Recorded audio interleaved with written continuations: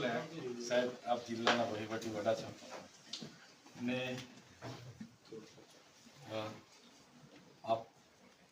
આપે એવી કોઈ મારા વતી સાંસદને અહીંયા બોલાવ્યા હતા અને નીલરાવને બોલાવ્યા હતા અને આપે એવું કીધું છે કે ચૈતરભાઈ 1.5 કરોડ માગતા હતા પણ માંડ 75 લાખમાં પૈતું છે અને એમને 75 લાખ રૂપિયા આપણે આપવાના થાય છે। ત્યારે સાંસદે એવું કીધું કે ના ભાઈ આપણે 1 રૂપિયો આપવાનો થતો નથી એમ કરીને સાંસદે 2 આટા પ્રેસ વાર્તા કરી છે। હવે મેં બી ધારાસભ્ય છું સાહેબ, સાંસદ તમારું નામ લઈને એવું કહે છે કે મને કલેક્ટરે ત્યાં બોલાવીને કીધા હતા તમે કલેક્ટરને પૂછી લો એટલે અમે પૂછવા આવ્યા। સાહેબ મેં ક્યારે તમારી પાસે 75 લાખ રૂપિયાની માંગણી કરી? આ વાત જ ખોટી વાત છે ને?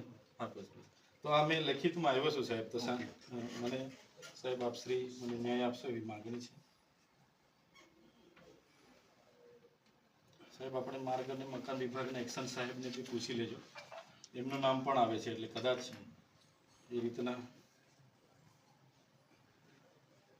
મેં તો સાહેબ સંકલનમાં માહિતી માંગી હતી, એમાં મનસુખભાઈને પેટમાં દુખ્યું ને એમણે આ ડાયરેક્ટ મારા પર 75 લાખનો હિસાબ લગાવી દીધો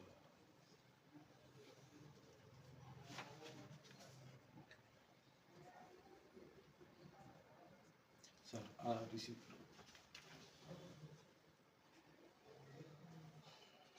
ઓકે, ધન્યવાદ સર। માન્ય ભરૂચના સાંસદશ્રી દ્વારા ચૈતર વસાવાએ 75 લાખ રૂપિયાની માંગણી કરી તોડ કરી એવો આક્ષેપ કર્યો હતો અને આ રજૂઆત કલેક્ટરશ્રીએ અમને કરી છે એવી વાત હતી। ત્યારે જિલ્લાના વડા અમારા કલેક્ટર સાહેબને અમે મળવા માટે આવ્યા અને કલેક્ટર સાહેબે આપ સૌના હાજરીમાં ખુલાસો કર્યો કે આ તદ્દન વાત ખોટી છે। એટલે મનસુખભાઈને મારે વિનંતી છે, જે મુદ્દો એ વડાપ્રધાનશ્રીના ડેડિયાપાડા કાર્યક્રમના ખર્ચાનો છે તો એની જ માહિતી રાખો ને। તમે આવા પાયા વિહોણા એક સાંસદ તરીકે મારા પર આક્ષેપ કરો, મારી રાજકીય કારકિર્દી મારી શાખને તમે નુકસાન કરવાનું કામ કરો એ વ્યાજબી નથી। આજે કલેક્ટર સાહેબે નિડરતાથી ખુલાસો આપ્યો અને કહી દીધું કે આ તદ્દન પાયા વિહોણી ખોટી વાત છે। એટલે મનસુખભાઈ ફરી આવું વાર અમારા પર પાયા વિહોણા આક્ષેપ નહીં કરે, નહીં તો અમે લીગલી કાર્યવાહી એમના પર કરાવીશું।